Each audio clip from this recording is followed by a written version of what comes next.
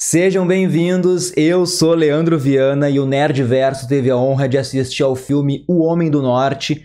E antes de qualquer coisa, vocês precisam saber que o diretor do filme é o talentosíssimo Robert Eggers. Aliás, ele também é um dos roteiristas, mas enfim, o Robert Eggers é o mesmo diretor lá do famoso A Bruxa, do filme O Farol. E quem conhece o diretor sabe que ele se aprofunda no tema que ele escolhe ali, ele cria um retrato detalhado daquele cenário histórico e também explora um pouquinho do sobrenatural. Então, em primeiro lugar, é preciso sim conhecer um pouquinho dessa autenticidade aí que o diretor carrega para os seus filmes. E O Homem do Norte, sem dúvida, aí é o filme mais acessível entre os três que eu citei antes. Ele é mais épico que os outros, mas não vai te enganar, né? Porque ele ainda é muito profundo, é muito filosófico. E mesmo contendo muitas cenas de lutas, algumas pessoas podem achar ali o meio do filme, os diálogos, um pouco chatos. O diretor, ele gosta de trabalhar, assim, nessa linha que fica entre a crença no sobrenatural e se esses eventos em si eles são reais e deixa, então, a interpretação para cada pessoa. O Eggers, ele se apega assim aos detalhes da época e a escolha do elenco é o forte do diretor aí, que conta com nomes como Alexander Skarsgård no papel do protagonista, e ainda tem a Nicole Kidman, tem o Ethan Hawke, que para os fãs da Marvel ele é o vilão de Cavaleiro da Lua, e também tem a talentosíssima Anya Taylor-Joy. E depois dessa fala geral, então vamos começar a análise do filme, vamos parar de enrolar. A palavra no qual o enredo do filme vai se basear é vingança, né? Esse é o impulso narrativo, né? Só que o diretor, ele abraça a mitologia nórdica de uma maneira ali que torna O Homem do Norte um filme viking brutal. É uma vingança violenta, onde ele se apega ao mito e à história ali de uma Escandinávia do século X. E sim, o filme tem partes assim de tirar o fôlego, tu imerge naquela época, mas como eu disse, é um filme difícil de digerir. E a gente já começa naquele reino fictício ali criado pelo diretor, onde o rei, que é interpretado pelo Ethan Hawke, ele retorna de suas conquistas para sua esposa, que é Nicole Kidman, né? E também para o seu filho Hamlet, de 10 anos. E é muito bom a gente ver assim como o diretor, ele se importa com essas crenças nórdicas, porque a gente vê as pessoas orando assim, agradecendo a Odin por trazer seu rei e seus guerreiros de volta. Só que calma, né? Nem tudo são flores, porque logo depois ali de um ritual psicodélico, que era para preparar o menino para herdar o trono do pai, isso se transforma em uma grande traição, pois o pequeno Hamlet, ele presencia ali o assassinato do seu pai pelas mãos do próprio tio. Só que o Hamlet, ele se liga, né, que a próxima vítima seria ele, então ele foge pelo mar lá usando um pequeno barco, mas ele jura vingança pelo seu pai e também que um dia vai retornar aí para resgatar sua mãe, que acabou ficando pelo reino.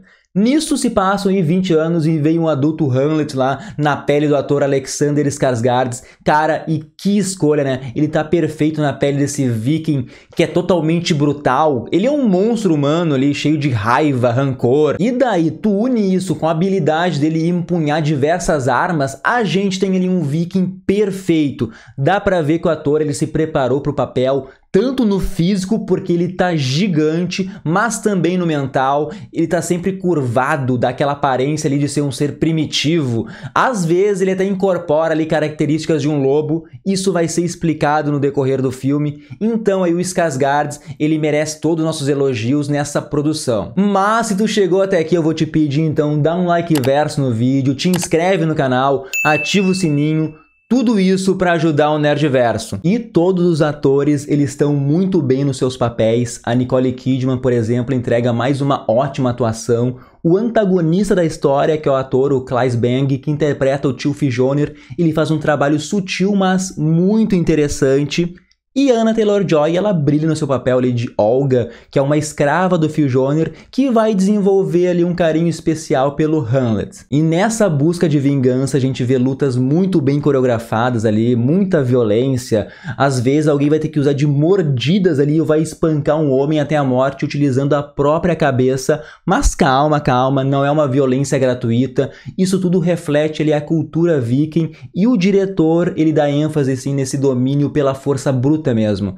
A gente sempre vê ali os personagens mencionando, por exemplo, que preferem morrer lutando do que viver suficiente ali para ver seus cabelos ficando branco. O Homem do Norte, então, nos Estados Unidos, teve classificação para maiores de 18 anos Isso porque o diretor ele foi além ali do limite da violência, tem decapitação, espancamento, tortura, estupro e até sacrifício de animais assim, e isso é constante ao longo do filme. Mas o que eu mais gostei é como ele procura ali o realismo, por exemplo, as filmagens à noite ou em cavernas, e olha que são muitas mesmo, tipo, toda a iluminação é sempre feita com fogueiras, tochas, com o luar. Às vezes isso deixa a cena muito escura, então o diretor ele foca nessa interação aí entre sombra e luz. E quando vai para filmagem assim ao dia, tem sempre aquela neblina, mas convenhamos, né, o cenário com aquelas montanhas norueguesas ao fundo deixa tudo muito lindo de assistir. Mas onde o público pode não gostar do filme é quando mistura a história ali com o reino místico e sobrenatural,